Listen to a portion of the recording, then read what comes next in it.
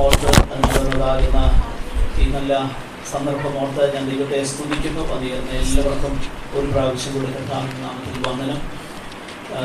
വെളിപ്പാട് പുസ്തകം 2-ാമത്തെ അധ്യായത്തിൽ നിന്ന് നമ്മൾ ചിന്തിക്കുകയാണല്ലോ.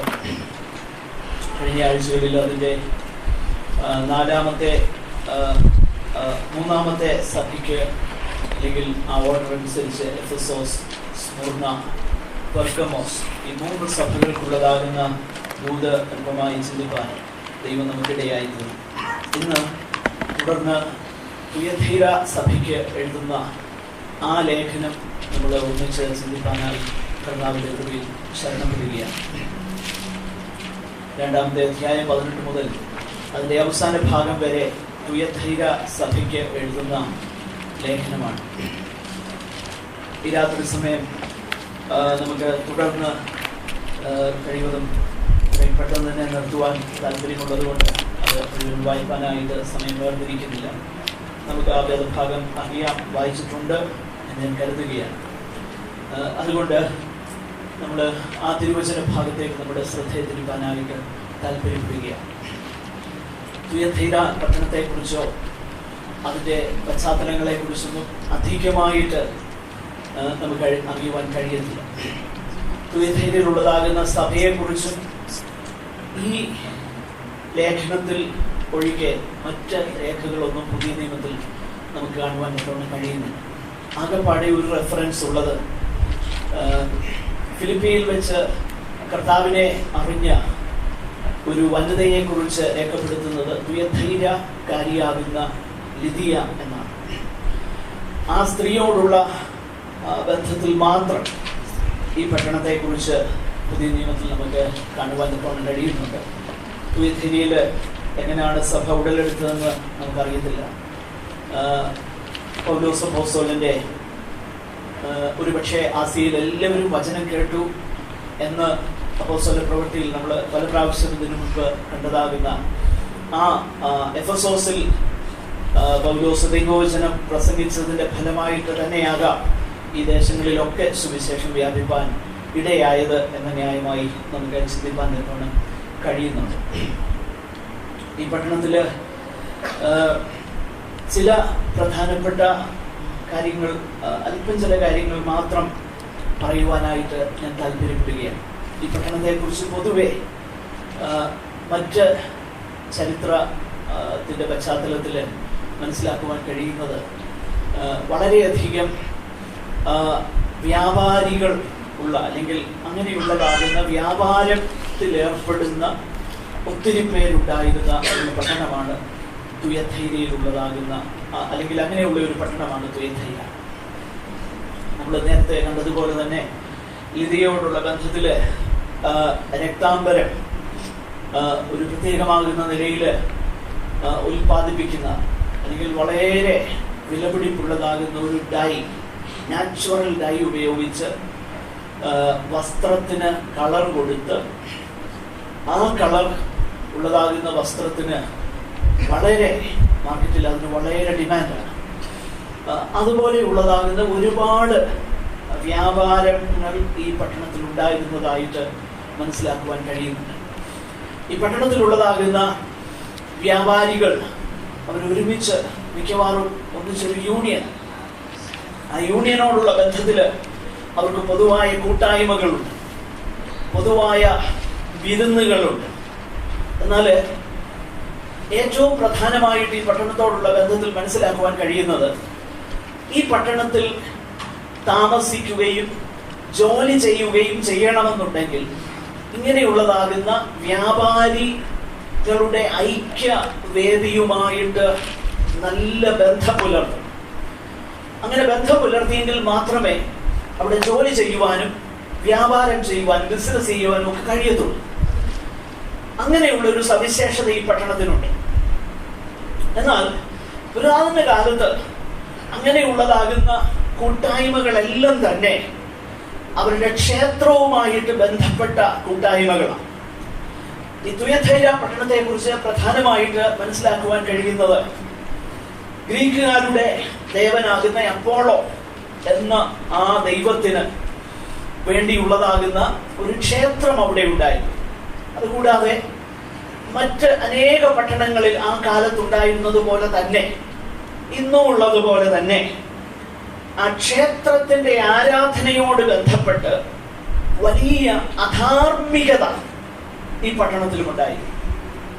അത് പ്രാചീന കാലത്തെല്ലാം തന്നെ അടുത്ത കാലം വരെയും ഒരു പക്ഷെ ഇപ്പോഴും അങ്ങനെയുള്ളതാകുന്ന ആരാധനയോടുള്ള ബന്ധത്തിൽ ആ അശുദ്ധമാകുന്ന പെരുമാറ്റവും അധാർമികമാകുന്ന ആ രീതികളും അവരുടെ ഇടയിൽ ഉണ്ടായിരുന്നു. പഴയ നിയമത്തിൽ അതിന് ഒത്തിരി തെളിവുകളുണ്ട്. പഴയ നിയമത്തിൽ നമ്മൾ വായിക്കുന്നുണ്ട്, ജനം തിന്നാനും കുടിപ്പാനും ഇരുന്നു, എന്നാൽ കളിപ്പാൻ എഴുന്നേറ്റു. They sat down to drink and eat and drink, but they rose up for revelry.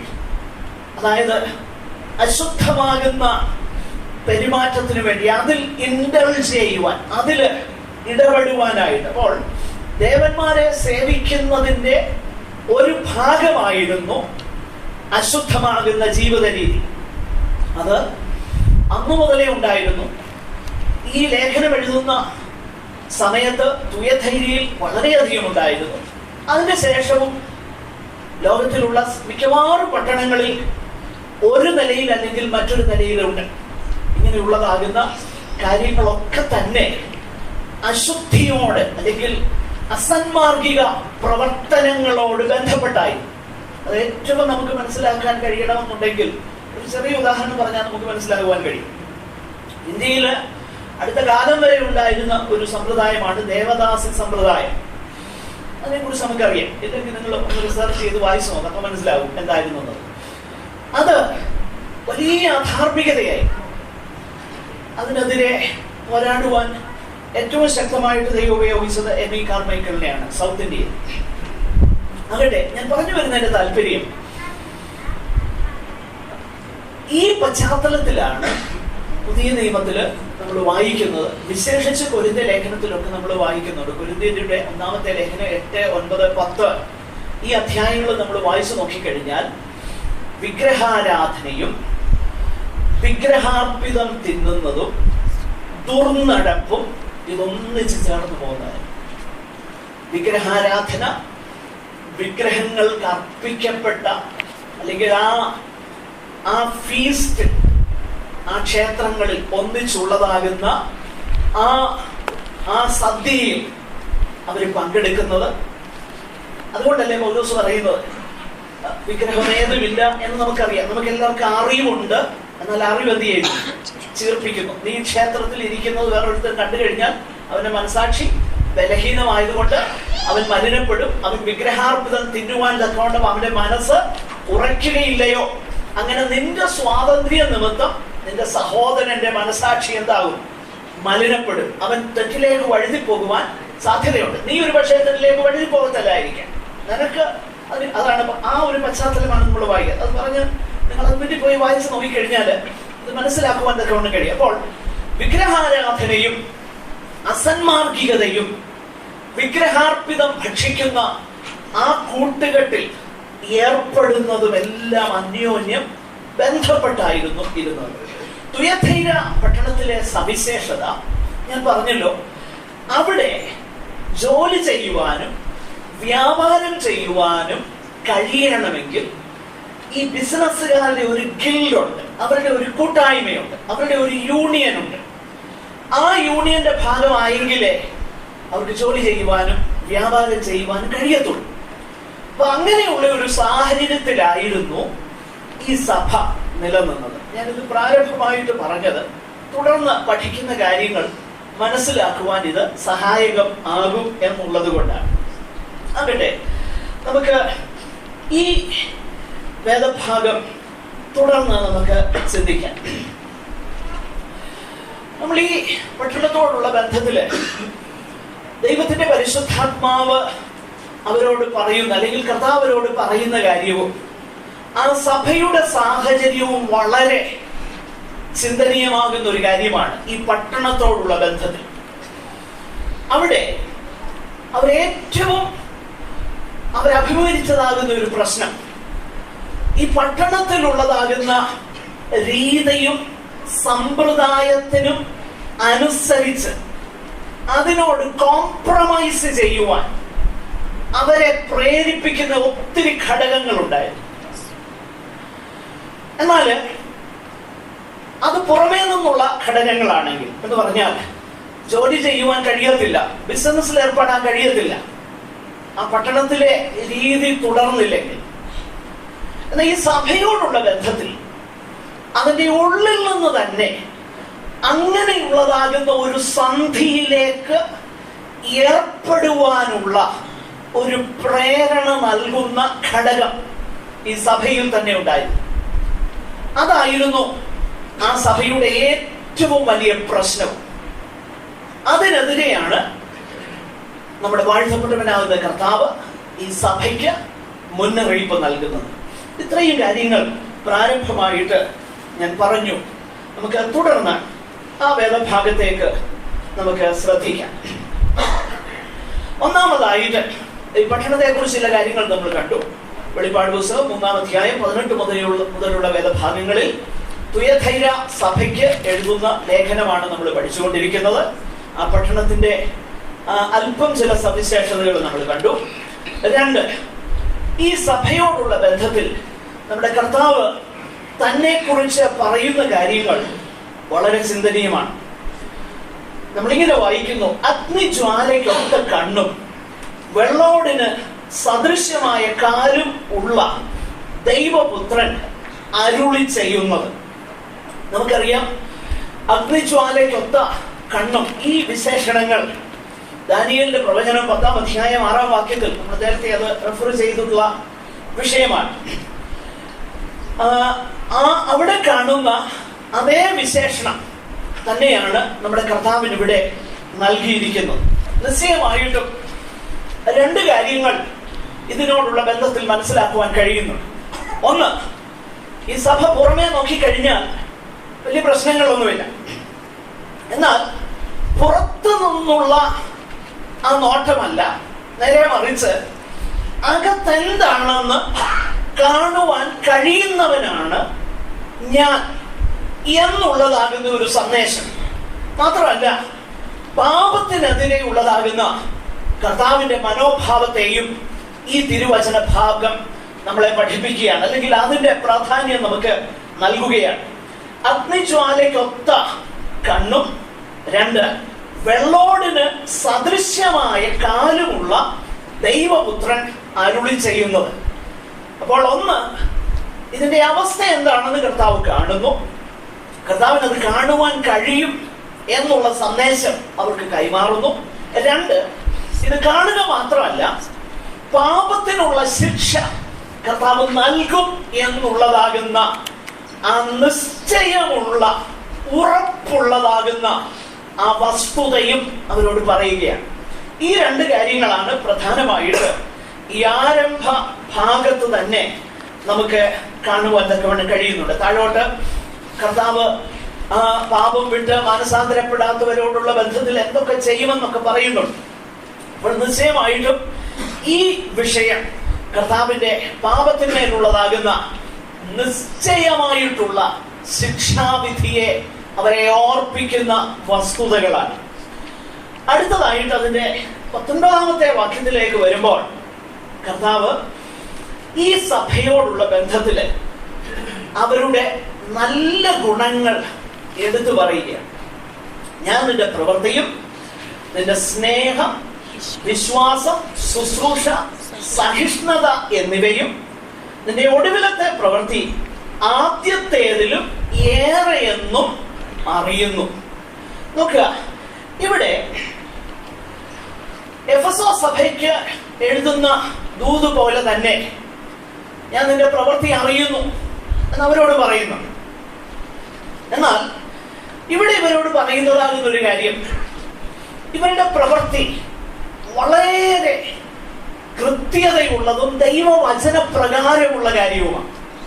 അവരുടെ പ്രവൃത്തിയുടെ അടിസ്ഥാനം എന്താണെന്നുള്ളത് താഴോട്ട് 4 അനുഗ്രഹീതമാകുന്ന ഗുണങ്ങൾ ക്രിസ്തീയ ജീവിതത്തിൽ ഒരു ദൈവ പൈതലിന് ആവശ്യമാകുന്ന ശ്രേഷ്ഠമാകുന്ന 4 ഗുണങ്ങൾ എടുത്തു പറഞ്ഞുകൊണ്ടാണ് ഈ സഭയുടെ പ്രവൃത്തിയെ കർത്താവ് പ്രകീർത്തിക്കുന്നത്.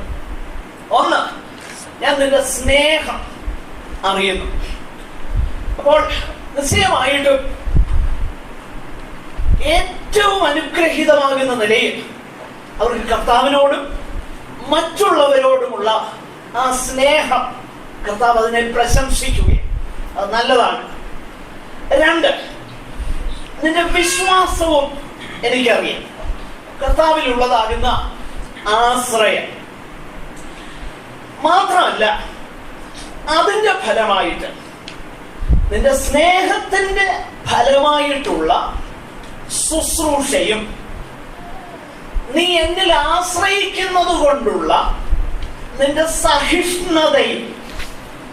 എന്ന് പറഞ്ഞാൽ നിന്റെ തുടക്കം നല്ലതായിരുന്നു, എന്നാൽ തുടക്കം മാത്രമല്ല, ഇപ്പൊ നിന്റെ പുരോഗതിയും അത് നല്ലത് തന്നെയാണ്. കർത്താവിനോട് പറയുന്ന കാര്യങ്ങൾ ശ്രദ്ധിക്കണം. അവരുടെ സ്നേഹത്തിന്റെ പ്രവൃത്തിയെ കുറിച്ചും അവരുടെ വിശ്വാസത്തെ കുറിച്ചും കർത്താവിനുള്ളതാകുന്ന ആശ്രയത്തെ കുറിച്ചും അത് നിമിത്തമുള്ളതാകുന്ന സഹിഷ്ണുതയെ കുറിച്ചും. കർത്താവിൽ ആശ്രയിക്കുന്നത് കൊണ്ടാണ് അവർ നേരിടുന്ന പ്രയാസങ്ങളെ സഹിപ്പാനായിട്ട് അവർക്ക് കഴിയുന്നു. ഈ സഭയ്ക്ക് പ്രത്യേകിച്ചുള്ളതാകുന്ന പീഡനങ്ങളൊന്നും മറ്റ് സഭകളെ പോലെ ഇവർക്കില്ല എങ്കിലും നിശ്ചയമായിട്ടും ഈ പട്ടണത്തിൽ ആയിരിക്കുന്നത് കൊണ്ട് അവരുടെ ജീവസന്ധാരണത്തിനോടുള്ള ബന്ധത്തിൽ കോംപ്രമൈസ് ചെയ്യുവാൻ, അതിനോട് സന്ധി ചെയ്യുവാൻ ഉള്ളതാകുന്ന പ്രേരണയും അതിനുള്ളതാകുന്ന സാഹചര്യങ്ങളും ഇവർക്കുണ്ട്. പക്ഷെങ്കിൽ ഇവരിൽ നല്ലൊരു ഭാഗം കർത്താവിനോടും വിശുദ്ധന്മാരോടുമുള്ള സ്നേഹത്തിന്റെ അടിസ്ഥാനത്തിൽ കർത്താവിങ്കൽ ഉള്ളതാകുന്ന ആശ്രയബോധത്തിങ്കൽ അവർ പിടിച്ചു നിൽക്കുകയാണ്, അവർ സഹിച്ചു നിൽക്കുകയാണ്. പലപ്പോഴും അവർക്ക് പല വിധത്തിലുള്ള പ്രലോഭനങ്ങളുണ്ട്. ആ ലോകത്തിന്റെ ഗതി അനുസരിച്ച് പോകുവാനുള്ള പ്രലോഭനങ്ങൾ ഈ വിശുദ്ധന്മാർക്കുണ്ട്. പക്ഷെങ്കിൽ ഈ പ്രലോഭനങ്ങളെ അതിജീവിപ്പാൻ ഇവർക്ക് കഴിയുന്നത് കർത്താവിലുള്ളതാകുന്ന ആശ്രയ നിമിത്തം.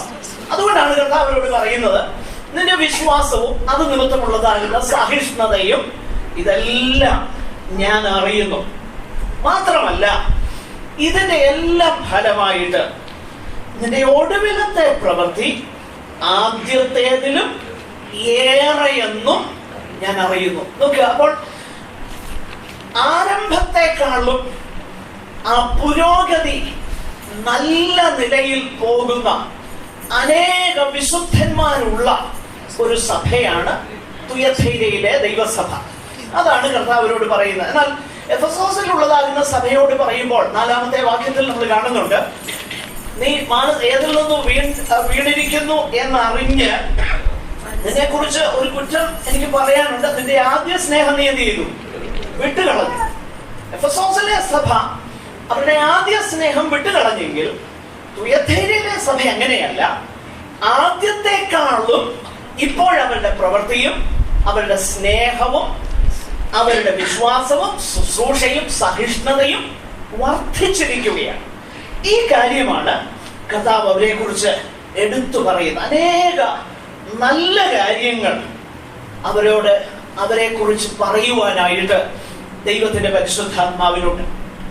എന്നാൽ അടുത്ത വിഷയത്തിലേക്ക് നമ്മൾ വരുമ്പോൾ 20-21 വാക്യങ്ങളിൽ ഈ സഭയിൽ ഒരു ചെറിയ കൂട്ടമോ ഒരു പക്ഷേ വലിയ കൂട്ടമാകാം, എത്ര പേരുണ്ടെന്നൊന്നും നമുക്കറിയത്തില്ല, ഈ സഭയിൽ കുറച്ചു പേര് അവര് ലോകവുമായിട്ട് സന്ധി ചെയ്യുന്നതിനെ കുറിച്ചാണ് ദൈവത്തിന്റെ പരിശുദ്ധാത്മാവ് ഇവിടെ പറയുന്നത്.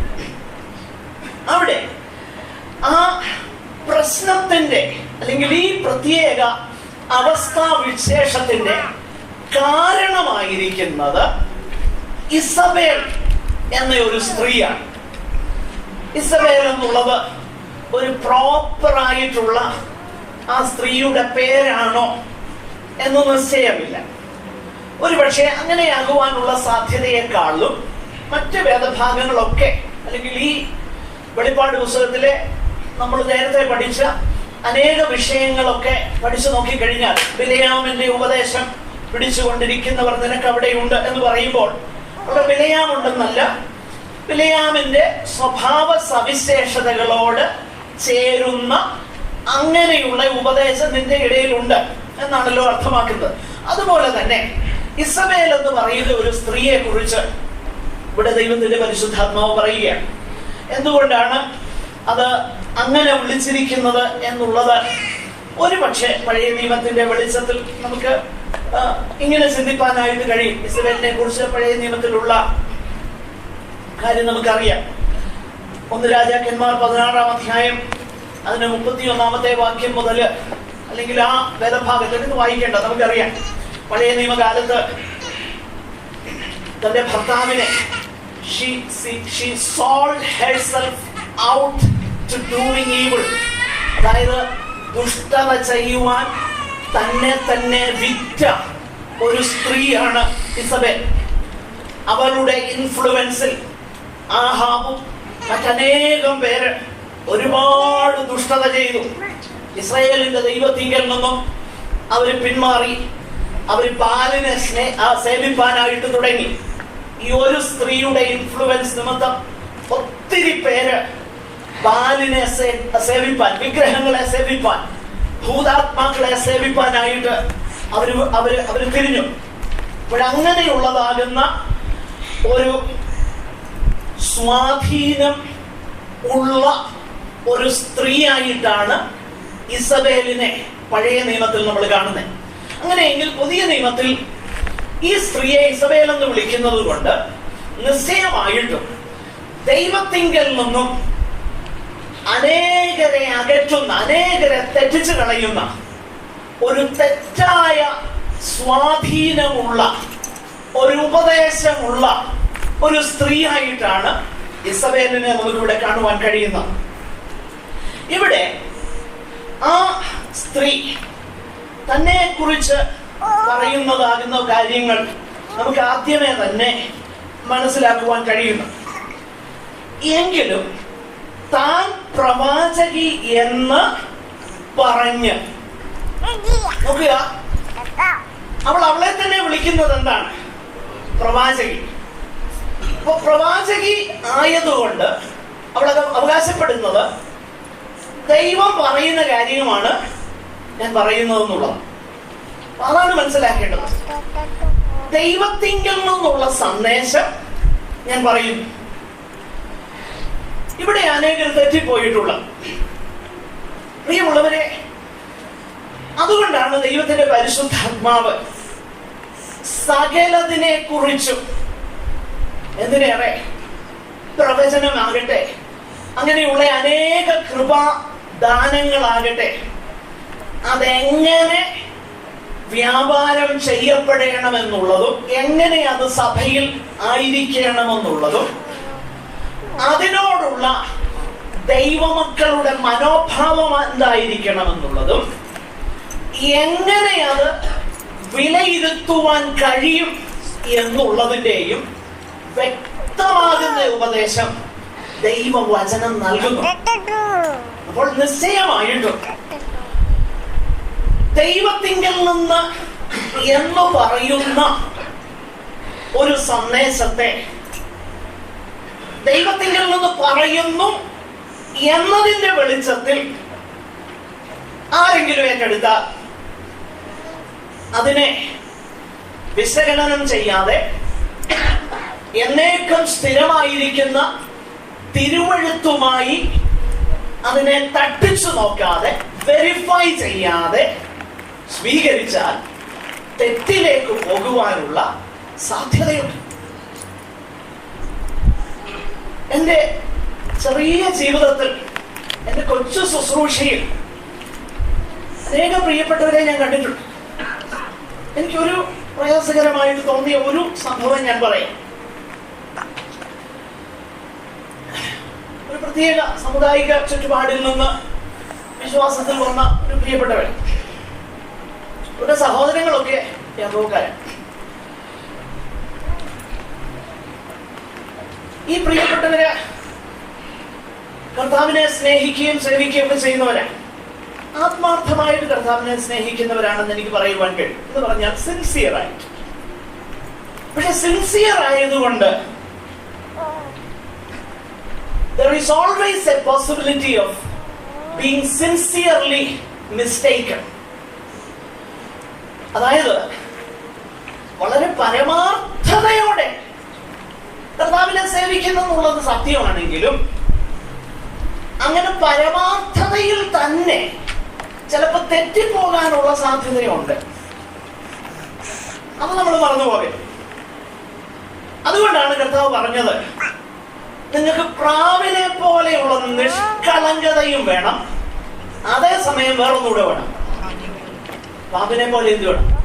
ബുദ്ധിയും വേണം. അപ്പൊ നിഷ്കളങ്കത മാത്രം പോരാ, പിന്നെ എന്ത് വേണം? ബുദ്ധി വേണം.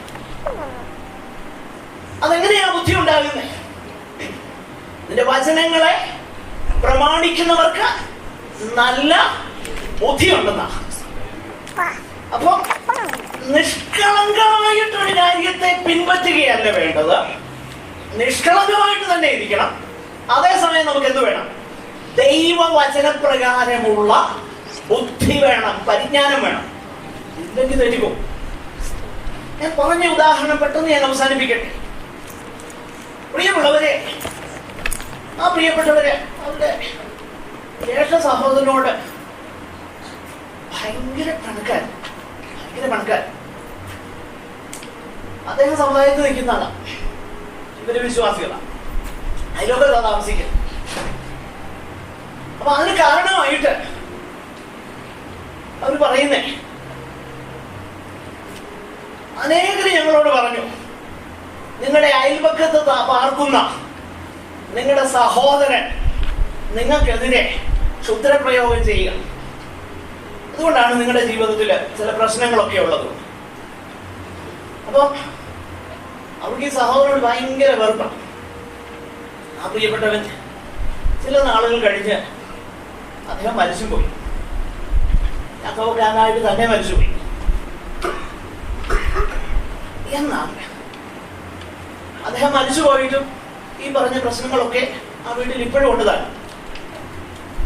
അതിൽ കൂടുതൽ അതിനെക്കുറിച്ച് പറയാൻ ഞാൻ ആഗ്രഹിക്കുന്നില്ല. എന്നാൽ ഇത് കേട്ടപ്പം അവരെന്താ ചെയ്യേണ്ടതെന്നുള്ളത്, അവര് ദൈവവചനമാണ് നോക്കുന്നത്. കർത്താവ് എന്താ പറഞ്ഞേ? കർത്താവ് പറഞ്ഞത്, നിങ്ങളെ ശപിക്കുന്നവരെ എന്ത് ചെയ്യാനാ? അനുഗ്രഹിക്കാനാ പറഞ്ഞത്. നിങ്ങളെ ഉപദ്രവിക്കുന്നവർക്ക് വേണ്ടി എന്ത് ചെയ്യാനാ പറഞ്ഞത്? പ്രാർത്ഥിക്കാനാ പറഞ്ഞത്. അവരോട് കോപവും കയ്പും വെച്ചിട്ട് അവരോട് മുഖം തിരിച്ചു കളയാനല്ല ദൈവത്തിന്റെ വചനം ആവശ്യപ്പെടുന്നത്. പിന്നെ അത് മാത്രമല്ല, നിന്റെ അയൽക്കാരനെ നിന്നെ പോലെ തന്നെ എന്ത് ചെയ്യണം? സ്നേഹിക്കുന്നു. അപ്പോൾ ഈ കേട്ട ദൂത് ദൈവത്തിങ്കിൽ നിന്നുള്ള ഒരു ദൂതാണെന്ന് പറഞ്ഞു വെട്ടിവിഴുങ്ങാതെ, ഈ പറയുന്നത് പുസ്തകവുമായിട്ട് ഒക്കുന്നോ എന്നുള്ളത് പരിശോധിച്ചില്ലെങ്കിൽ എന്ത് പറ്റുമെന്നറിയാമോ? തെറ്റിപ്പോകും. തുയധൈര്യയിൽ എന്താ സംഭവിച്ചത്? വാസ്തവത്തിൽ അത് സംഭവിച്ചത് എന്താണെന്ന് വെളിച്ചം വീശുന്ന വാക്കുകളാണ്. താൻ പ്രവാചകി എന്ന്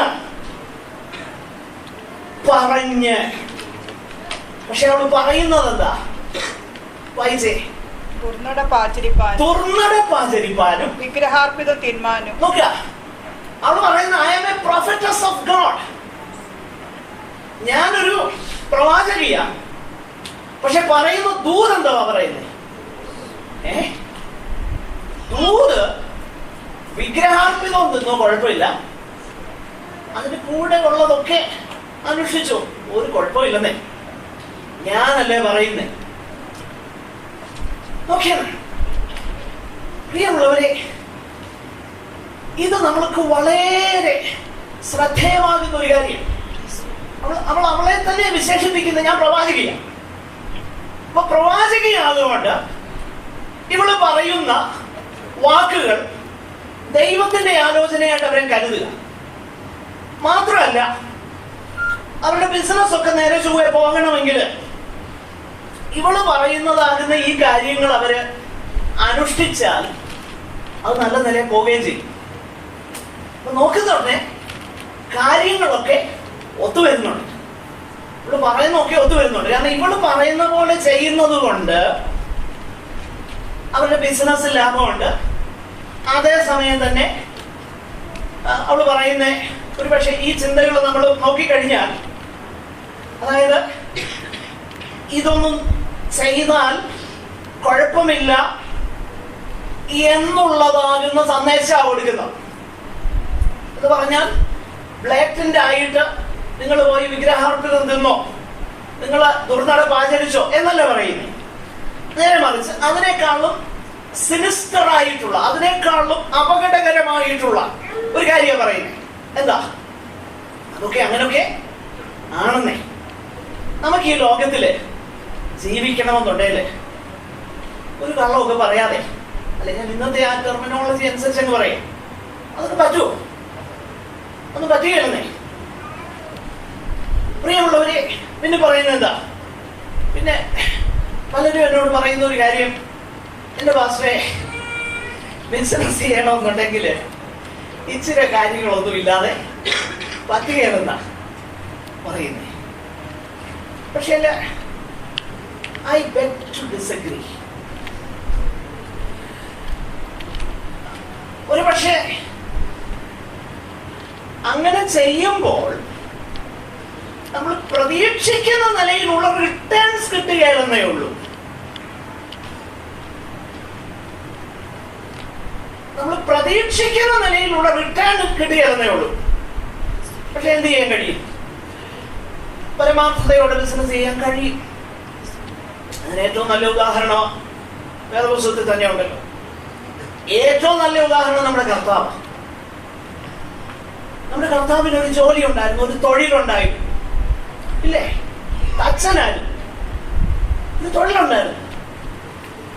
ആരെങ്കിലും ചിന്തിക്കുന്നുണ്ട് കർത്താവ് ആ ടിമ്പർ കടയിൽ പോയി സങ്കല്പമാണേ തടി മേടിച്ചോണ്ട് വന്നു, 100 ഷേക്കൽ കൊടുത്ത് തടി മേടിച്ചെന്നിരിക്കട്ടെ. അപ്പൊ കർത്താവ് പണിതേച്ച് അത് 95 ഷേക്കലിനായിരിക്കുമോ വിറ്റത്? ഒരിക്കലും ആയിരിക്കും.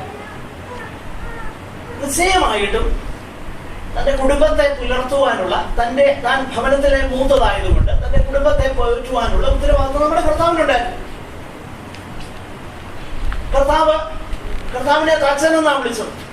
അപ്പൊ നിശ്ചയമായിട്ടും ആ പണിയിൽ കർത്താവ് ഏർപ്പെട്ടിരുന്നു. കോസ്റ്റ് പ്രൈസിനോ അല്ലെ അതിൽ കുറഞ്ഞോ ആയിരിക്കുകയല്ല കർത്താവ് ബിസിനസ് ചെയ്തു. ഒരു ന്യായമാകുന്ന ലാഭം എടുത്തു കാണും. അത് തെറ്റാണെന്ന് വേദപുസ്തകം പഠിപ്പിക്കുന്നില്ല. പിന്നെ തുയധൈര്യക്കാരിയാകുന്ന ലിദിയയെ കുറിച്ച് നമ്മൾ വായിക്കുന്നുണ്ട്. അവളൊരു ബിസിനസ് വുമൺ ആയിരുന്നു. അവൾ ബിസിനസ് ചെയ്തു. അത് അതിൽ തന്നെ തെറ്റല്ല. പൗലോസിന്റെ തൊഴിൽ എന്താണെന്ന് അറിയാം? കൂടാര പണിയായിരുന്നു. കൂടാര, അതിന്റെ റോ മെറ്റീരിയൽ കൊണ്ടുവന്ന് കൂടാര ഉണ്ടാക്കി വിൽക്കുന്ന പണിയായിരുന്നു പൗലോസിന്റെ. അത് പൗലോസ് ചെയ്തു. അപ്പോൾ ഉള്ളിന്റെ ഉള്ളിൽ നിന്ന് സത്യവും പരമാർത്ഥതയും നീതിയും ആവശ്യപ്പെടുകയും അത് ചെയ്യുവാനായി പ്രേരിപ്പിക്കുകയും ചെയ്യുന്ന ഇദ്ദേഹം തെറ്റ് ചെയ്തു എന്നൊരിക്കലും ശ്രദ്ധിക്കാൻ കഴിയില്ല എന്ന് ഞാൻ പറഞ്ഞതിന്റെ താല്പര്യം, ഈ പ്രവർത്തനങ്ങളോ ഈ ജോലികളോ ഒന്നും അതിൽ തന്നെ തെറ്റല്ല. അതൊന്നും തെറ്റല്ല. എന്നാൽ തെറ്റ് വരുന്നത് എവിടാന്നറിയാം? തെറ്റ് വരുന്നത് ഒരു പക്ഷേ നമ്മുടെ പ്രിൻസിപ്പിൾസിനെ, നമ്മുടെ തത്വത്തെ, നമ്മുടെ പ്രമാണങ്ങളെ നമ്മൾ ബലി കഴിച്ചിട്ട് ലാഭം ഉണ്ടാക്കാനായിട്ട് പരിശ്രമിക്കുമ്പോഴാണ് അവിടെയാണ് തെറ്റ് വരുന്നത്. അപ്പൊ ഈ തുയധൈര്യയിലുള്ള പ്രശ്നങ്ങൾ ഒരു പക്ഷേ ഇതായിരിക്കാം. അവള് പറഞ്ഞു, ഞാൻ പ്രവാചികയാണ്, ഒരു കുഴപ്പമില്ലെന്നേ, നിങ്ങൾ ആ യൂണിയനിൽ ചേരാൻ നിങ്ങൾക്ക് ബിസിനസ് ചെയ്യാൻ പറ്റുമോ? അപ്പൊ അങ്ങനെ അതിൽ ചേർന്നത് നിമിത്തം ഒരു പക്ഷേ നിശ്ചയമായിട്ടും അതിന് തെളിവ് സൂചന നൽകുന്ന അനേക കാര്യങ്ങളുണ്ട്. പുറത്തു നിന്നുള്ള ചരിത്രവും വേദപുസ്തകത്തിലുള്ള ഈ കാര്യങ്ങളൊക്കെ ചെയ്ത് ചേർത്ത് നമ്മൾ പഠിക്കുമ്പോൾ അതങ്ങനെയാണ് മനസ്സിലാക്കുവാൻ കഴിയുന്നത്. അപ്പോൾ ആ നിലയിൽ അവരുമായിട്ടുള്ള ആ കൂട്ടായ്മ ബന്ധം പുലർത്തുന്നത് കൊണ്ട് അതിനകത്ത് ഏർപ്പെടേണ്ടതായിട്ടിരിക്കുന്നു.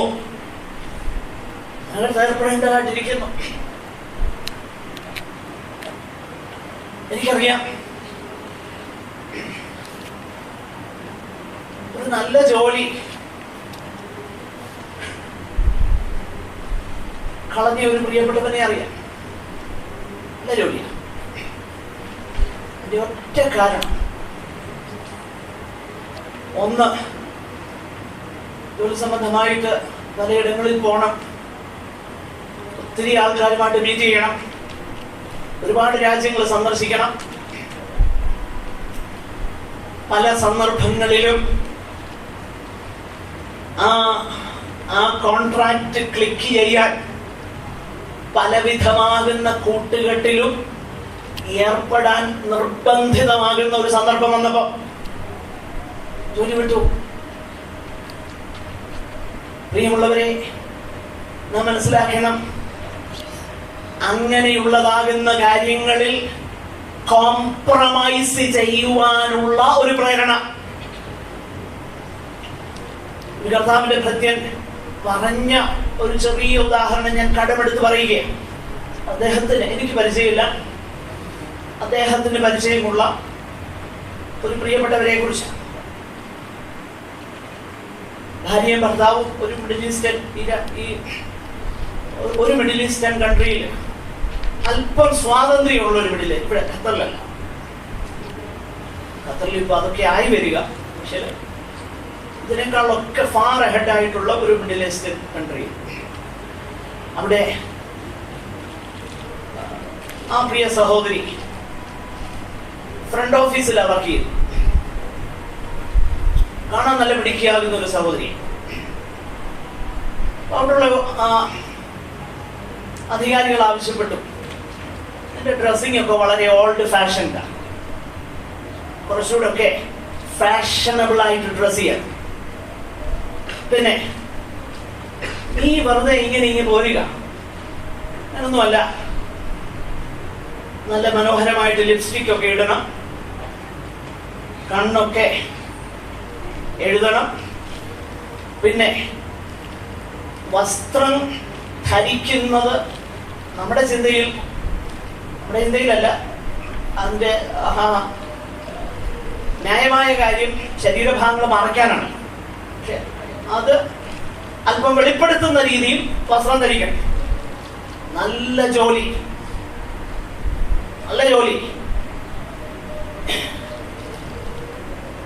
ഒരു പക്ഷേ ഞാൻ മുമ്പേ സൂചിപ്പിച്ചതുപോലെ ഒത്തിരി മുൻകൂട്ടി പറയപ്പെട്ടതിന്റെ ഒക്കെ വാഗ്ദത്ത നിവൃത്തിയായിട്ടൊക്കെ കിട്ടിയ ജോലിയാകാം, അറിയത്തില്ല, ഐ ഡോണ്ട് നോ, ആകാം, എന്തുവാകട്ടെ. ഇത് പറഞ്ഞു കഴിഞ്ഞപ്പോൾ ഇത് നടന്ന ഒരു സംഭവം, ഇതൊരു കർത്താവിന്റെ കൃത്യം പറഞ്ഞ കാര്യം ഞാൻ കടമെടുത്ത് പറയും. പ്രിയ സഹോദരി പറഞ്ഞു, നോ, സാധ്യമല്ലെന്ന്. അവർക്ക് അവിടെ ജോലി ചെയ്യാൻ കഴിഞ്ഞില്ല. എന്നാല്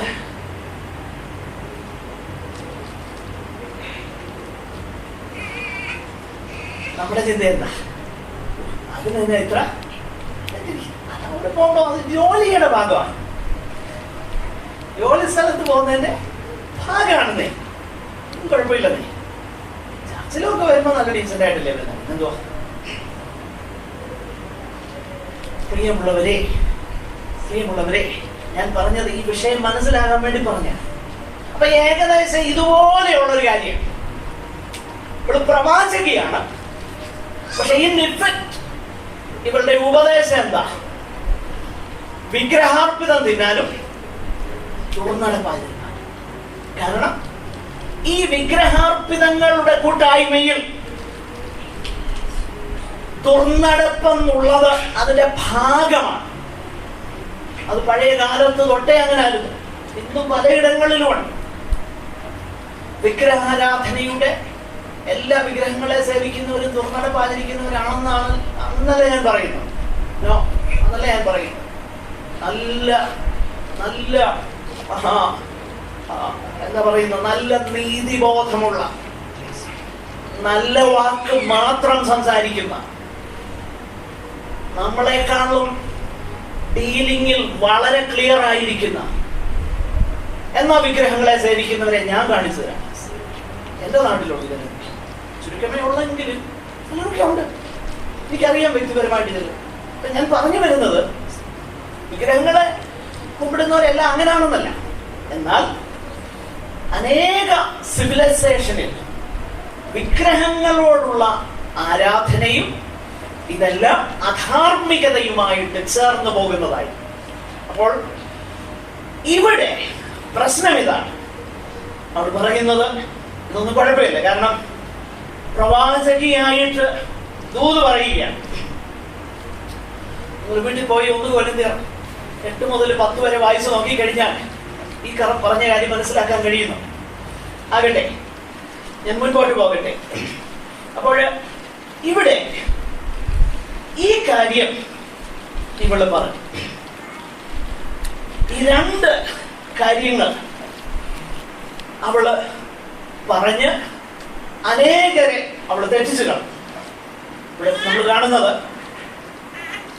എന്റെ ദാസന്മാരെ ഉപദേശിക്കുകയും തെറ്റിച്ചു കളയും ചെയ്യുന്ന ഇസബേൽ എന്ന സ്ത്രീയെ നീ അനുവദിക്കുന്നു എന്ന കുറ്റം നിന്നെ കുറിച്ച് പറയാൻ.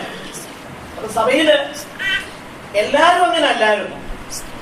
ഇന്നത്തെ പ്രശ്നം ഇതിനെ ഈ സഭയുടെ നടത്തിപ്പുകാരൻ അനുവദിച്ചെന്നുള്ളത്. അതാണ് വിഷയം. നീ അനുവദിക്കുന്നു എന്ന കുറ്റം നിന്നെ കുറിച്ച് പറയാം. അപ്പോൾ എന്റെ ദാസന്മാരാണ്. അപ്പോ ഒരു കാര്യം മനസ്സിലാക്കണം, കർത്താവിനെ സേവിക്കുന്നവർ തന്നെ തെറ്റിപ്പോകുവാനുള്ള സാധ്യതയുണ്ടെന്നുള്ളത് വളരെ വ്യക്തമാണ്. കാരണം ഇവിടെ അത് വളരെ കൃത്യമായിട്ട് പറയുക, എന്റെ ദാസന്മാരെ ഉപദേശിക്കുകയും തെറ്റിച്ചു കളയുകയും ചെയ്യുന്ന ഇസബേൽ എന്ന സ്ത്രീ അവരുടെ ഉപദേശം കൊണ്ട്, അവരുടെ പ്രവചനം കൊണ്ട് ഒരു അധാർമികതയിലേക്ക് ഇവരെ മാറ്റുകയും, ഇത് ഒരു ആത്മീകമാകുന്ന വിഷയമാണോ, കർത്താവിന് പകരം മറ്റുള്ളതിനെ സ്വീകരിക്കുന്നതാണോ, അതോ ലിറ്ററലി അക്ഷരീകമായിട്ട് അങ്ങനെ സംഭവിച്ചോ എന്നൊന്നും നമുക്ക് അറിയത്തില്ല. പക്ഷെ എനിവേ അതിന്റെ ഇഫക്റ്റ് ഒന്നാണ്. കർത്താവിനും ഇവർക്കുമിടയിൽ മറ്റു പലതും കടന്നു വരികയും കർത്താവിനോടുള്ളതാകുന്ന സ്നേഹവും ക്രിസ്തുവിനോടുള്ളതാകുന്ന ഏകാഗ്രതയും നിർമ്മലതയും വിട്ട് ഇവര് തെറ്റിപ്പോയി. അങ്ങനെ തെറ്റിപ്പോകാൻ കാരണമായി തീർന്നത് ഈ ഉപദേശമാണ്, ഇസബേലിന്റെ ഉപദേശമാണ്. പ്രിയമുള്ളവരെ, ഇതായിരിക്കണം നമ്മൾ എപ്പോഴും നോക്കേണ്ട ഒരു കാര്യം. ഏത് ഉപദേശം കേട്ടാൽ അത് കർത്താവിനോടുള്ള സ്നേഹം നമ്മിൽ വർദ്ധിപ്പിക്കുന്നതാണോ, അതോ കർത്താവിനോടുള്ള സ്നേഹത്തിന് മങ്ങലേറ്റോ, ഇത് നമ്മൾ മനസ്സിലാക്കി നമ്മൾ ശോധന ചെയ്യും. കർത്താവിനോടുള്ളതാകുന്ന സ്നേഹവും ഭക്തിക്കും മങ്ങലേൽക്കുകയാണ് ഒരു പ്രത്യേക വഴിയിലൂടെ നമ്മൾ സഞ്ചരിക്കുമ്പോൾ. അതെത്രയധികം ദൈവീകമാകുന്ന അപ്രൂവൽ ഉണ്ടായിരുന്നു എന്ന ധാരണയിലാണ് നമ്മൾ ചെയ്തതെങ്കിലും അത് കർത്താവിങ്കിൽ നിന്നുള്ളതല്ല എന്ന് നമ്മൾ തിരിച്ചറിയണം. കർത്താവിനോടുള്ള സ്നേഹം, കർത്താവിനും നമുക്കുമിടയിൽ അത് കടന്നു വരുന്നു, നമ്മളെപ്പോഴും പരിശോധിക്കണം. കർത്താവിനോടുള്ള സ്നേഹം നമ്മിൽ കുറയുന്നു, ഇത് നമ്മൾ പരിശോധിക്കണം. കർത്താവിനോടുള്ള ഭക്തി നമ്മളിൽ കുറയുന്നു, കർത്താവിനോടുള്ളതാകുന്ന ആഴമാകുന്ന ആ സ്നേഹബന്ധത്തിന് അയവ് വരികയാണോ അതോ കൂടുകയാണ്? ഇങ്ങനെയാണ് നമ്മൾ നോക്കേണ്ടത് നമ്മുടെ വ്യക്തിപരമാകുന്ന ജീവിതത്തിൽ. അപ്പൊ നമുക്ക് മനസ്സിലാകാൻ കഴിയും ഏതാണ് കൃത്യമായിട്ടുള്ളത്. പ്രിയമുള്ളവരെ, ഇവിടെ നമ്മൾ തുടർന്ന് വായിക്കുമ്പോൾ ദൈവത്തിന്റെ പരിശുദ്ധാത്മാവ് ഇവരോട് പറയുന്നതാകുന്ന ആ കാര്യങ്ങൾ നമ്മൾ ശ്രദ്ധിക്കണം. അവർക്കൊരു മുന്നറിയിപ്പ് കൊടുക്കുകയാണ്. 22ഉം 23ഉം വാക്യങ്ങളിൽ ആ ഒരു മുന്നറിയിപ്പ് നൽകുകയാണ്. അതായത് അവർക്ക് മാനസാന്തരപ്പെടുവാൻ സമയം കൊടുത്തിട്ടും ദുർനടപ്പ് വിട്ട് മാനസാന്തരപ്പെടുവാൻ അവൾക്ക് മനസ്സില്ല. ഇതിന്റെ അർത്ഥം ഇവിടെ നമ്മൾ മനസ്സിലാക്കുന്നത് ഈ സന്ദർഭത്തിൽ മാത്രമല്ല, ഇതിനു മുൻപ് തന്നെ ആ മുന്നറിയിപ്പ് ദൈവത്തിന്റെ പരിശുദ്ധാത്മാവ് കൊടുത്തു.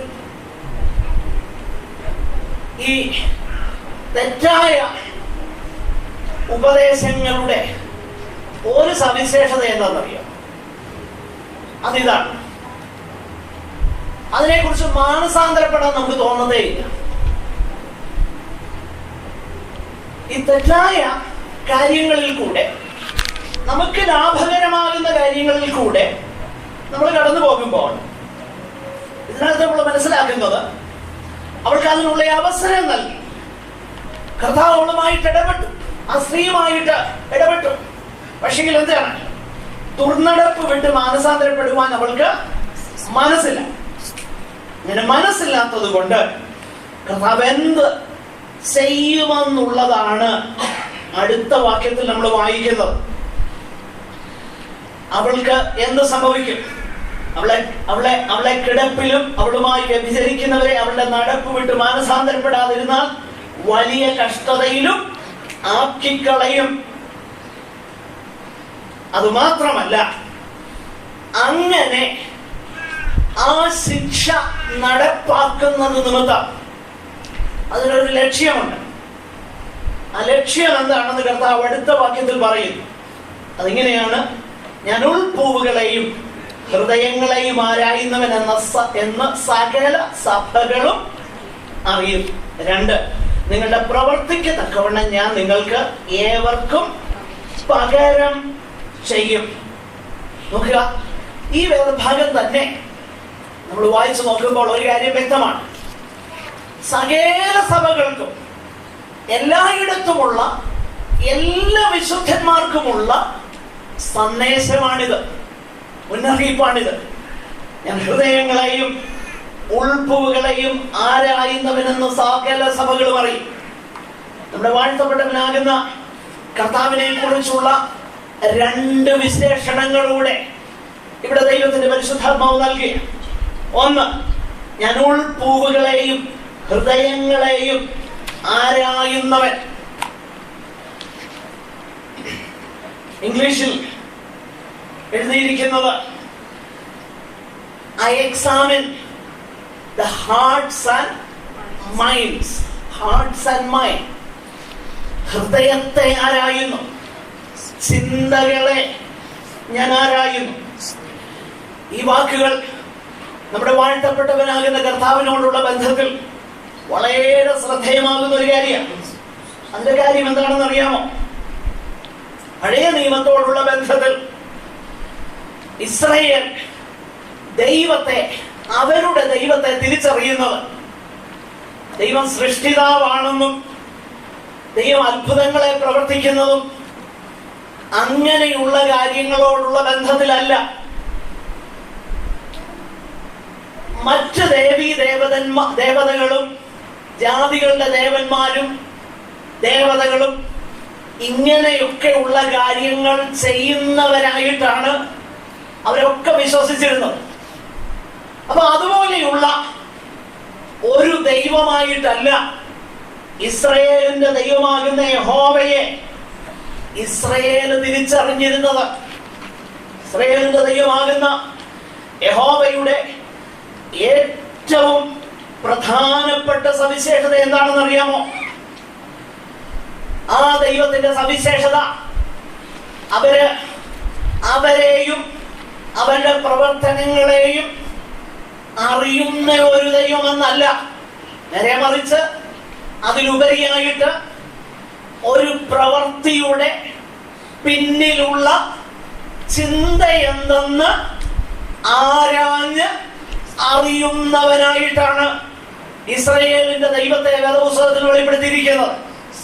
139 സങ്കീർത്തനം 23 വാക്യത്തിൽ സങ്കീർത്തനക്കാരൻ ദൈവത്തോട് പറയുന്ന വാക്കുകൾ ഇങ്ങനെയാണ്: ദൈവമേ, എന്നെ ശോധന ചെയ്ത് എന്റെ ഹൃദയത്തെ അറിയണമേ, എന്നെ പരീക്ഷിച്ച് എന്റെ നിനവുകളെ അറിയണമേ. യെരമ്യാവിൽ കൂടെ യഹോവയാകുന്ന ദൈവം തന്നെ പറയുന്ന ഒരു കാര്യമുണ്ട്. യെരമ്യാവിന്റെ പ്രവചനം 17-ാം അധ്യായം അതിന്റെ 10-ാമത്തെ വാക്യം: യഹോവയായ ഞാൻ ഹൃദയത്തെ ശോധന ചെയ്ത് അന്തരങ്ങളെ പരീക്ഷിച്ച് ഓരോരുത്തന് അവനവന്റെ നടപ്പിനും പ്രവൃത്തിയുടെ ഫലത്തിനും തക്കവണ്ണം കൊടുക്കുന്നു. പ്രിയമുള്ളവരെ, ഇവിടെ വാഴ്ത്തപ്പെട്ടവനാകുന്ന കർത്താവ് പഴയ നിയമത്തിൽ യഹോവയാകുന്ന ദൈവത്തെ കുറിച്ച് പറഞ്ഞിരിക്കുന്ന വിശേഷണങ്ങൾ തന്നെ നമ്മുടെ കർത്താവിനെ കുറിച്ചുകൂടെ പറയുക. എന്താണ് കർത്താവ് ചെയ്യുന്നത്? പ്രവർത്തനങ്ങളെ മാത്രം കാണുന്ന ഒരുവനായിട്ടല്ല, പിന്നെയോ ആ പ്രവൃത്തിക്ക് പിന്നിലുള്ള ചിന്ത എന്താണെന്ന് ഗ്രഹിക്കുന്നവനാകുന്ന കർത്താവ്. അപ്പോൾ ഇത് യഹോവയാകുന്ന ദൈവത്തിന്റെ സവിശേഷതയാണെന്ന് അവർക്കറിയാം. അത് പുത്രനാകുന്ന ദൈവപുത്രനാകുന്ന ക്രിസ്തു, അഗ്നിജ്വാലയ്ക്കൊത്ത കണ്ണുള്ളവൻ, ചിന്തകളെ കാണത്തക്കവണ്ണം ഉള്ളിലേക്ക് തുളച്ചു ചെല്ലുന്ന കണ്ണുള്ളവനാകുന്ന കർത്താവിന് യഹോവയാകുന്ന ദൈവം പഴയ നിയമത്തിൽ എങ്ങനെ വെളിപ്പെട്ടു വന്നിരിക്കുന്നുവോ അതേ നിലയിൽ പുത്രനാകുന്ന ക്രിസ്തു പുതിയ നിയമത്തിൽ വെളിപ്പെട്ടു വന്നിരിക്കുന്നു എന്നുള്ളത് ഈ പ്രവർത്തനങ്ങളുടെ വെളിച്ചത്തിൽ സകല സഭകളും അറിയും. എന്തുകൊണ്ടാണ് സകല സഭകളും അറിയുന്നത്? പ്രിയമുള്ളവരെ, പുറമേ നോക്കിക്കഴിഞ്ഞാൽ ഒരു കുഴപ്പമില്ല. പക്ഷെങ്കിൽ ഒരു ദിവസം ആ പുറംചട്ടയൊക്കെ മാറ്റുന്ന ഒരു ദിവസം ഉണ്ടെന്നാണ് പറയുന്നത്. പ്രിയമുള്ളവരെ, നാം ഒരു കാര്യം മനസ്സിലാക്കണം. ദൈവത്തിന്റെ സാന്നിധ്യത്തിന്റെ ആ ഭയങ്കരത നമ്മളെ ഭരിക്കണം. ദൈവ സാന്നിധ്യത്തിന്റെ ഭയങ്കരത എന്താ? ഭയങ്കരത ഇന്ന് നമ്മളെ കാണുന്നത് പോലെയല്ല. ദൈവം നമ്മെ ശോധന ചെയ്യുമ്പോൾ കാണാൻ പോകുന്നത് ഉള്ളിന്റെ ഉള്ളിൽ എന്തായിരിക്കുന്നു എന്ന്, എന്താണ് നാമെന്ന് വ്യക്തമായി വെളിപ്പെടാൻ പോകുകയാണ്. പക്ഷെ അന്ന് ചിലർക്ക് എന്തുണ്ടാകുമെന്ന് അറിയാമോ? പ്രശംസയുണ്ടാകും. അതാണ് കൊരിന്ത്യ ലേഖനത്തിൽ നമ്മൾ വായിക്കുന്നത്. 1 കൊരിന്ത്യർ 4-ാം അധ്യായത്തിൽ 4-5 വാക്യങ്ങളാണെന്നോ. ആകയാൽ കർത്താവ് വരും മുൻപേ, സമയത്തിന് മുൻപേ വിധിക്കരുത് എന്ന് പറയുന്ന ആ ഭാഗത്ത് എന്നിട്ട് പറയുകയാണ്, അവിടുന്ന് ഇരുളിൽ മറഞ്ഞിരിക്കുന്നത് വെളിച്ചത്താക്കി ആരും അറിയുന്നില്ല. Nobody knows. ലോകത്തിൽ ആരും അറിയാത്ത കാര്യങ്ങളെ എന്ത് ചെയ്യുന്നു? വെളിച്ചത്താക്കിയിട്ട് ഹൃദയത്തിന്റെ ആലോചനകളെ വെളിപ്പെടുത്തുമ്പോൾ അന്ന് ഓരോരുത്തന് ദൈവത്തിങ്കിൽ നിന്ന് പ്രശംസയുണ്ടാകും. എന്നാൽ അന്ന് മറ്റൊരു കാര്യം കൂടെ സമ്മതിക്കും. എന്താണെന്നറിയാമോ? വേദപുസ്തകം അത് തന്നെയാ വിളിക്കും. ജയിക്കുന്നവന് ഞാൻ ഇന്നത് കൊടുക്കുമെങ്കിൽ പരാജയപ്പെട്ടവൻ അവൻ രക്ഷിക്കപ്പെട്ടവൻ ആയതുകൊണ്ട് ഒരുപക്ഷെ സ്വർഗത്തിൽ ചെല്ലുമായിരിക്കാം. എന്നാൽ നക്ഷത്രങ്ങളും തമ്മിൽ തേജസ് കൊണ്ട് ഭിന്നതയുണ്ട്. മരിച്ചവരുടെ പുനരുത്ഥാനവും അങ്ങനെ തന്നെ. പ്രിയമുള്ളവരെ, നാം ഒരു കാര്യം മനസ്സിലാക്കേണ്ടത്, സകല രഹസ്യങ്ങളെയും അറിയുന്നവൻ കർത്താവ് മാത്രമാണ്. ഒരുപക്ഷെ പുറമേയുള്ള ചില കാര്യങ്ങൾ മറ്റാർക്കും അറിയാത്തത്, മനുഷ്യർക്കറിയാത്ത ചില കാര്യങ്ങളും കൂടെ പിശാചിനറിയാമായിരിക്കാം. എന്നെ കുറിച്ച് നിങ്ങൾക്കാർക്കും അറിയാത്ത കാര്യങ്ങൾ ചിലപ്പോൾ പിശാചിനറിയാം. അതുകൊണ്ടാണ് ചിലപ്പോ ഈ ഭൂതങ്ങളെ പുറത്താക്കാൻ പോകുമ്പോ പിന്നെ ഭൂതം ഒന്ന് ചാർജ് ആക്കി കഴിയും. പിന്നെ അവിടെ ചിലരെ ഒന്ന് കാണുകയില്ല, എന്തെങ്കിലുമൊക്കെ വിളിച്ചു പറയുമോ എന്നുള്ള പേടി. ആകട്ടെ, എന്നാൽ വേറൊരു കാര്യം നമ്മൾ മനസ്സിലാക്കി, പിശാചിന് ഹൃദയത്തെ അറിയാൻ പറ്റത്തില്ല കേട്ടോ. ഹൃദയത്തെ അറിയാൻ കഴിയുന്നത് ദൈവത്തിന് മാത്രം. അത് പഴയ നിയമത്തിലുമുണ്ട്. ശലോമോൻ പ്രാർത്ഥിക്കും ഇങ്ങനെയാണ്: യഹോവയാകുന്ന അങ്ങ് മാത്രമേ എന്ത് ചെയ്യുന്നുള്ളൂ, ഹൃദയങ്ങളെ അറിയും. ശലോമോന്റെ പ്രാർത്ഥനയിൽ, ആ ദേവാലയം പണി കഴിപ്പിച്ച് അതിന്റെ ഡെഡിക്കേഷൻ പ്രയറിൽ പറയുന്ന ഒരു വാക്യത, ഹൃദയങ്ങളെ അറിയുന്നവൻ കർത്താവ് മാത്രം. സദൃശവാക്യത്തിൽ യഹോവയോ ഹൃദയങ്ങളെ തൂക്കി നോക്കുന്നു, പിന്നെ എന്റെ നിലവുകളെ അവിടുന്ന് അറിയുന്നു.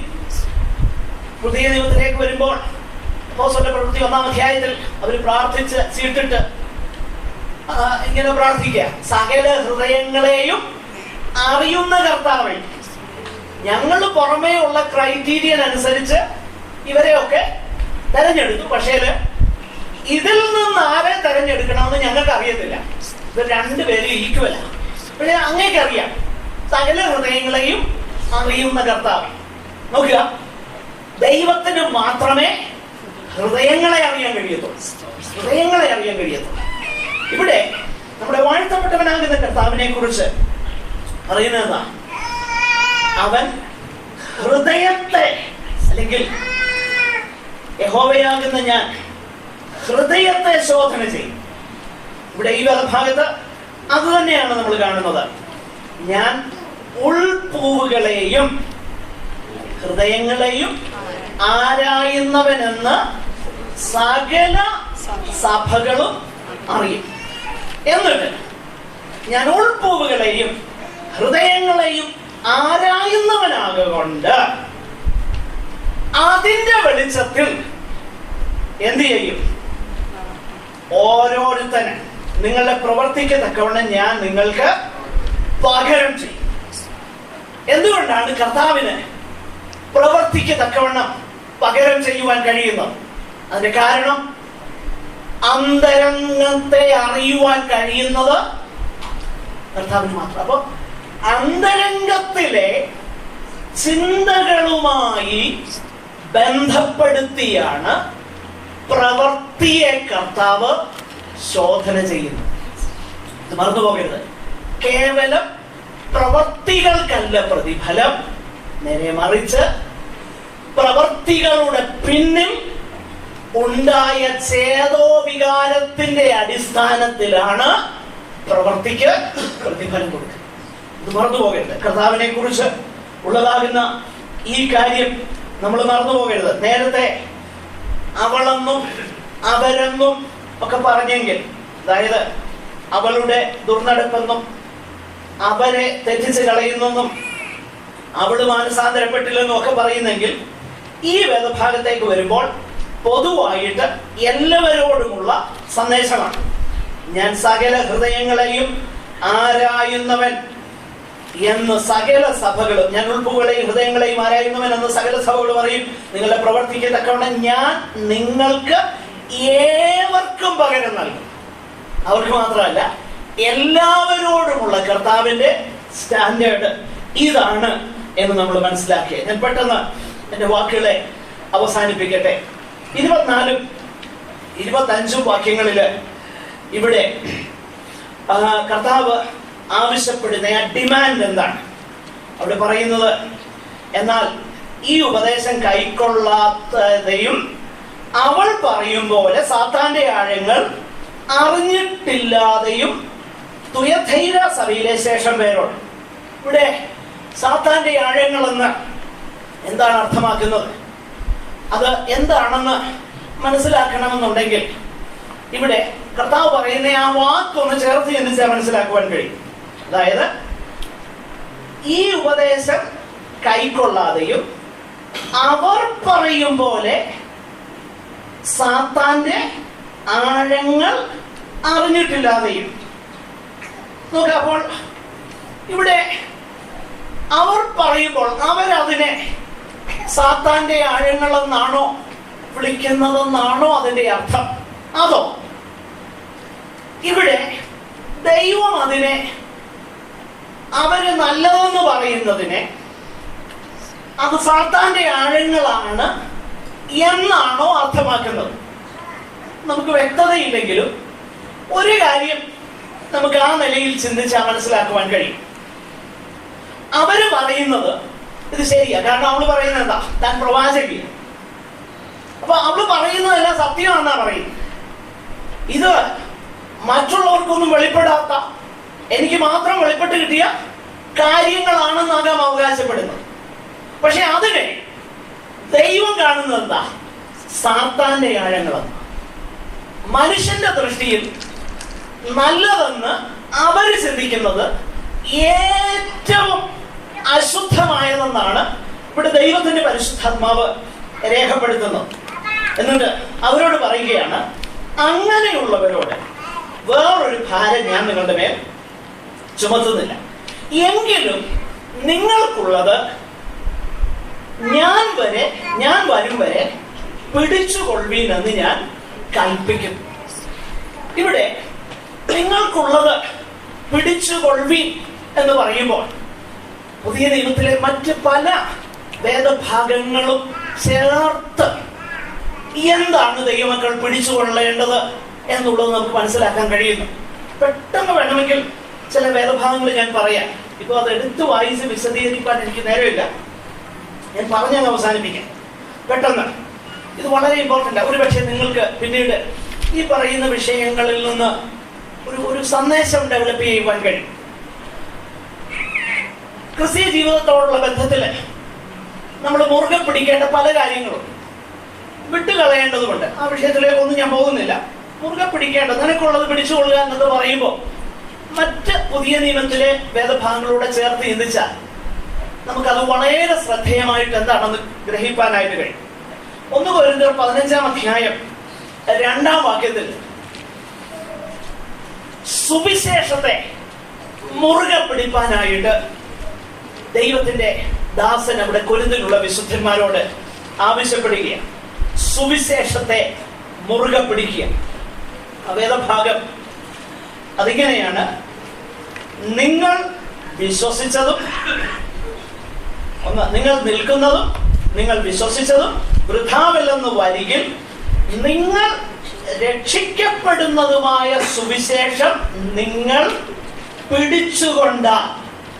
അപ്പോൾ നിങ്ങൾ രക്ഷിക്കപ്പെടുന്നതുമായ സുവിശേഷം, പരമാർത്ഥമായ സത്യ സുവിശേഷം കേട്ട് വന്നെങ്കിൽ അത് തന്നെ മുറുകെ പിടിച്ചോളണം. അല്ല, എന്തെങ്കിലും തെറ്റതിനകത്തുണ്ടെങ്കിൽ അത് കറക്റ്റ് ചെയ്തിട്ട് നല്ലത് എന്ത് ചെയ്യണം? മുറുകെ പിടിക്കണം. അത് തന്നെയാണ് നമ്മൾ വായിക്കുന്നത് 1 തെസ്സലോനിക്കർ 5:21 സകലോ ശോധന ചെയ്ത് നല്ലത് മുറുകെ പിടിക്കണം. എബ്രായർ 3:14 ആദ്യ വിശ്വാസം അവസാനത്തോളം എന്ത് ചെയ്യണം? മുറുകെ പിടിക്കണം. എന്ന് പറഞ്ഞാൽ എന്താ? ആദ്യം ഉണ്ടായിരുന്ന ആ child like faith in Christ accomplished work. ഞാനിത് പറയുമ്പോൾ നമ്മൾ വീണ്ടും ജനിച്ച ആ അനുഭവത്തെ കുറിച്ച് വ്യക്തമാകുന്ന ഒരു ഓർമ്മ നമുക്കുണ്ടെങ്കിൽ നമുക്ക് മനസ്സിലാക്കാൻ കഴിയും എത്ര സിമ്പിൾ ആയിരുന്നു കർത്താവിലുള്ള നമ്മുടെ വിശ്വാസം. ഇവിടെ ആ ദൈവത്തിന്റെ വചനം ആവശ്യപ്പെടുന്നത് നിങ്ങളുടെ ആദ്യ വിശ്വാസം അവസാനത്തോളം എന്ത് ചെയ്യണം? മുറുകെ പിടിക്കണം.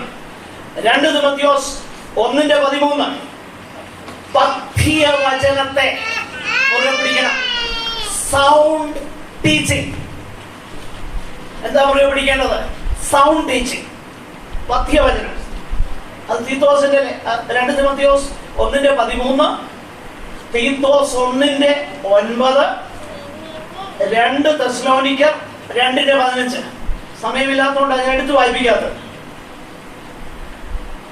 എബ്രായ ലേഖനത്തിലേക്ക് വരുമ്പോൾ പ്രത്യാശയുടെ ധൈര്യവും പ്രശംസയും മുറുകെ പിടിപ്പാനായിട്ട് ആവശ്യപ്പെടുന്നു. എബ്രായർ 3:6, 10:23.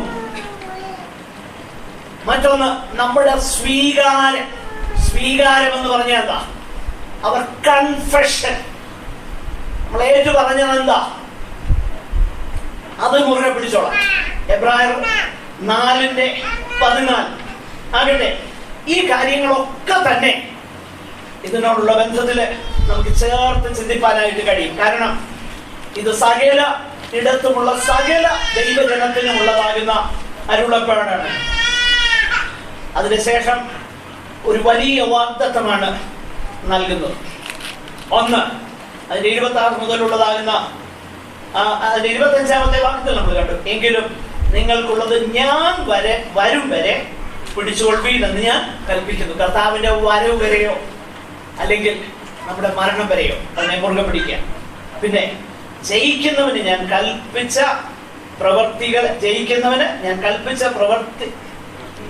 പ്രവർത്തികളെ അവസാനത്തോളം അനുഷ്ഠിക്കുകയും ചെയ്യുന്നവൻ. എന്റെ പിതാവ് എനിക്ക് തന്നതുപോലെ ഞാൻ ജാതികളുടെ മേൽ അധികാരം കൊടുക്കും. അവൻ ഇരുമ്പ് കോൽ കൊണ്ട് അവനെ മേയിക്കും. അവർ കുശവന്റെ പാത്രങ്ങൾ പോലെ നുറുകിപ്പോകും. ഞാൻ അവന് ഉദയ നക്ഷത്രവും കൊടുക്കും. ഇത് 2-ാം സങ്കീർത്തനം 8-9 വാക്യങ്ങളാണ്. ഉദയ നക്ഷത്രം എന്ന പദം മാറ്റിയാൽ ബാക്കിയുള്ളത് 2-ാം സങ്കീർത്തനം 8-9 വാക്യങ്ങളാണ്. ഇത് മിശിഹൈക സങ്കീർത്തനമായിട്ട് ആദിമസഭ മനസ്സിലാക്കിയിരുന്നു. ഈ സങ്കീർത്തനം ആവർത്തിച്ച് പുതിയ നിയമത്തിൽ നമ്മൾ വായിക്കുന്നുണ്ട്. അപ്പോസ്തല പ്രവൃത്തിയിലും ഒക്കെ നമ്മൾ വായിക്കുന്നുണ്ട്. അപ്പോൾ നിശ്ചയമായിട്ടും അതിന്റെ അർത്ഥം എന്താണ്? ദൈവത്തിന്റെ പരിശുദ്ധാത്മാവ് പൗലോസിൽ കൂടെ പറയുന്നു, നിങ്ങൾ ദൂതന്മാരെ വിധിക്കുമെന്ന് അറിയുന്നില്ലയോ? നിങ്ങൾ ലോകത്തെ വിധിക്കുമെന്ന് അറിയുന്നില്ലയോ? അങ്ങനെയെങ്കിൽ ലോകത്തെ വിധിക്കുന്നവർ ആരാണ്? ഹാഫ് ഹാർട്ടഡ് ആയിട്ടുള്ള, കോംപ്രമൈസ് ചെയ്യുന്ന അവരല്ല. പിന്നെ ആരാ? ജയിക്കുന്നവൻ. ഈ പറഞ്ഞ കാര്യങ്ങളിൽ വിശ്വസ്തയോടെ കർത്താവിനെ സ്നേഹിക്കുന്നവർക്ക് സവിശേഷമായി കിട്ടുന്ന പ്രതിഫലമാണിത്. എല്ലാവർക്കും ഉള്ളതല്ല, അത് വ്യക്തമാണ്. ജയിക്കുന്നവന് ഞാൻ ഇത് നൽകും. മറ്റൊന്ന്, ജയിക്കുന്നവന് ഞാൻ ഉദയനക്ഷത്രം കൊടുക്കും. ഉദയനക്ഷത്രം എന്ന പദപ്രയോഗം നമ്മുടെ കർത്താവിനെ കുറിച്ചാണ് പറഞ്ഞേക്കുന്നത്. വെളിപ്പാട് പുസ്തകം 22:16 നമ്മുടെ കർത്താവിനെ വിശേഷിപ്പിക്കുവാൻ ഉദ്ദേശിക്കുന്ന ഉപയോഗിച്ചിരിക്കുന്ന പദമാണ് ഉദയനക്ഷത്രം. എന്ന് പറഞ്ഞാൽ എന്താണ് അതിന്റെ അർത്ഥം? അതിന്റെ അർത്ഥം മറ്റൊന്നുമല്ല, ജയിക്കുന്നവർക്ക് ലഭിക്കുന്നത് എന്താ?